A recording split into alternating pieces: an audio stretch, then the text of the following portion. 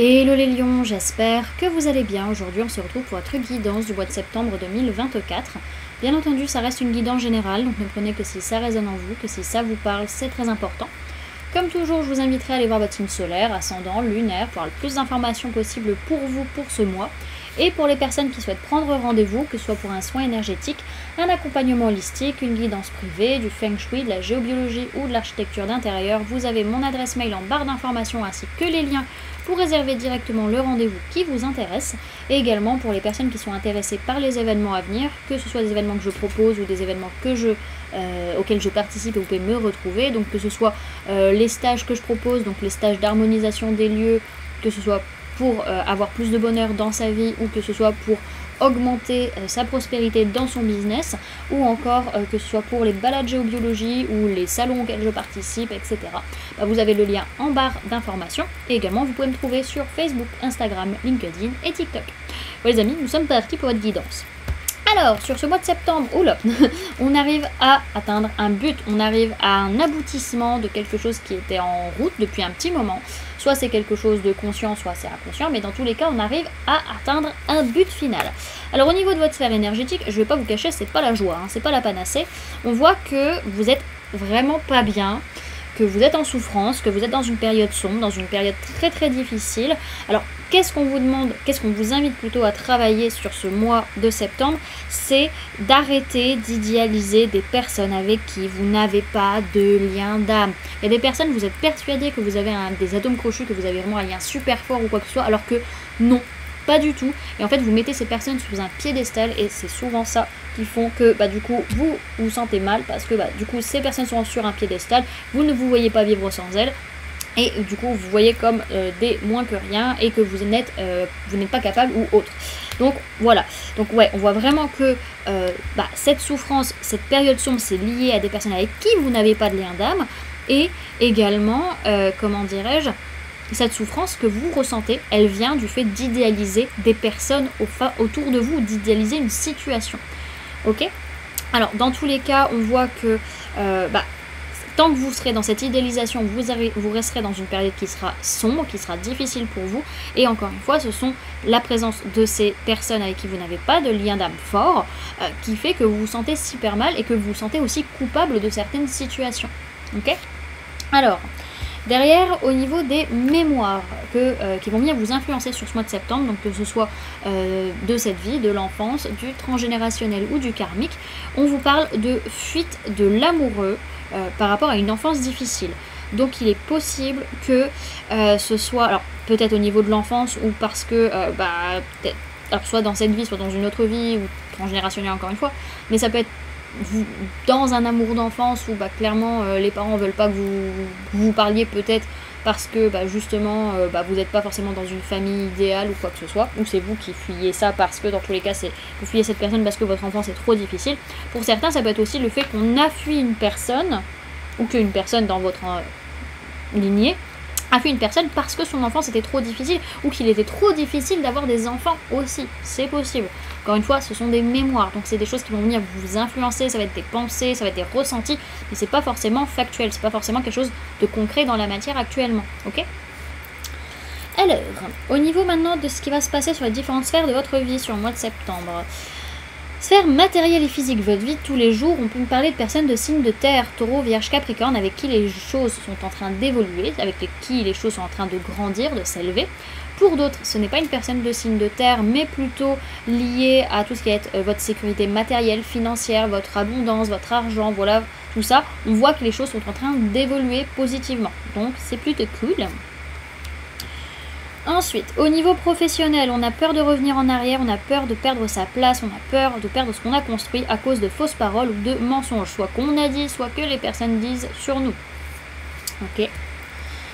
Et au niveau de votre sphère sentimentale, là clairement, les bases elles sont pourries, ça saute, voilà, ça dégage. Clairement c'est un gros oui, il faut que ça se libère. Ok.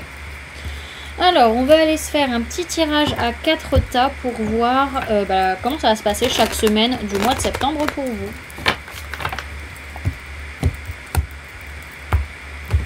Alors, Lion, septembre 2024, s'il vous plaît mes guides. Alors, la première semaine du mois de septembre, on voit qu'on fait beaucoup d'efforts parce qu'on a peur de perdre de l'argent, on a peur de perdre sa sécurité matérielle, financière, on a peur de perdre ce qu'on a construit. Il y a un gros blocage lié à la matière ou lié à son rapport à l'abondance. Attention les amis. Lion, septembre 2024. Alors, on peut me parler d'une personne de signe de terre, taureau, vierge, capricorne. On peut également parler de personnes du signe du gémeaux. Il peut être question sur la deuxième semaine du mois de septembre de construire, de créer quelque chose sur du long terme avec une personne avec qui on a un lien d'âme ou par rapport à qui on fait un choix du cœur. Ok. Alors, Lion, septembre 2024. Alors, on peut parler de vous, on peut parler d'une autre personne de signe de feu, Bélier, Lion, Sagittaire. En tout cas, on voit que la troisième semaine, c'est très difficile. On est en burn-out, on n'en peut plus, on est à terre. Clairement, on est à terre, on n'est pas bien mentalement, on est fatigué, on est épuisé, on n'en peut plus. Ça peut être aussi vis-à-vis du fait de faire confiance ou d'être dans l'ouverture, dans la chaleur. Et là, on me dit non, cette façon de voir les choses, je dois arrêter. Enfin, lié à la confiance, à la chaleur, à l'ouverture, il y a des façons de voir les choses, des façons de communiquer où vous dites stop, ça doit s'arrêter pour pouvoir aller vers un nouveau cycle. Ok. Et enfin, Lion, septembre 2024, s'il vous plaît, mes guides.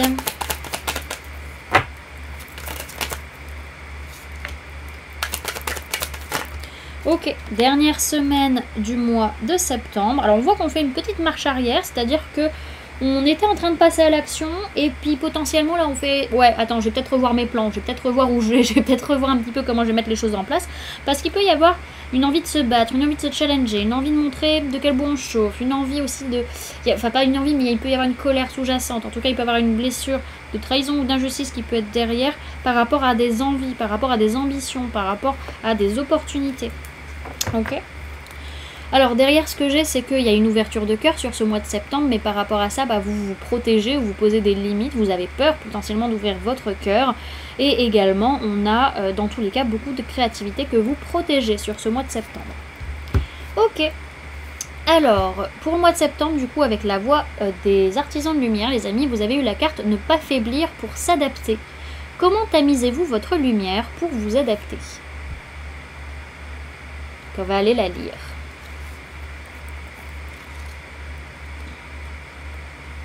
Alors, ne pas faiblir pour s'adapter.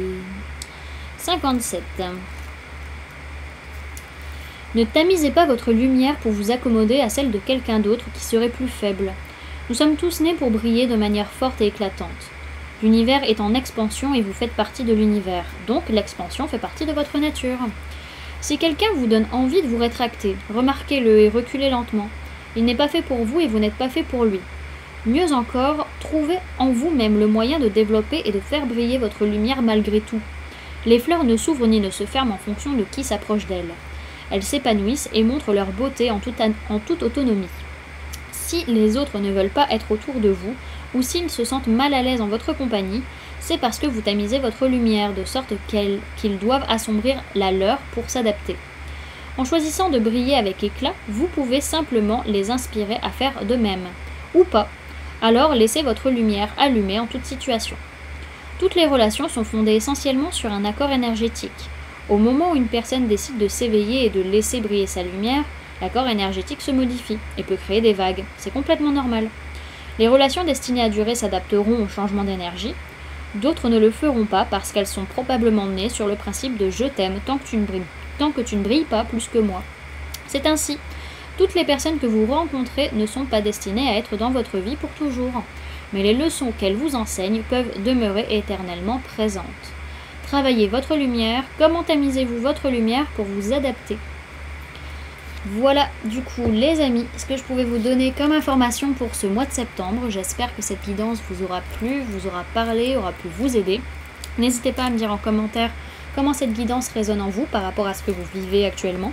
N'hésitez pas également à laisser un j'aime si cette vidéo vous a plu, à la partager si vous le souhaitez, et à vous abonner si ce n'est pas déjà fait, en activant la petite cloche qui se trouve juste à côté pour ne louper aucune sortie de vidéo. Également, pour les personnes qui souhaitent donner un petit coup de pouce à la chaîne, vous pouvez laisser un merci, vous pouvez devenir membre en cliquant sur le bouton rejoindre, ou encore laisser un don via le lien PayPal que vous trouverez en barre d'informations. En attendant les amis, moi je vous remercie d'avoir cliqué sur cette vidéo, d'avoir pris ces quelques minutes avec moi. d'être resté jusqu'à la fin de la guidance. Puis moi, je vous fais du coup plein de gros bisous. Prenez bien soin de vous. À très bientôt. Bye!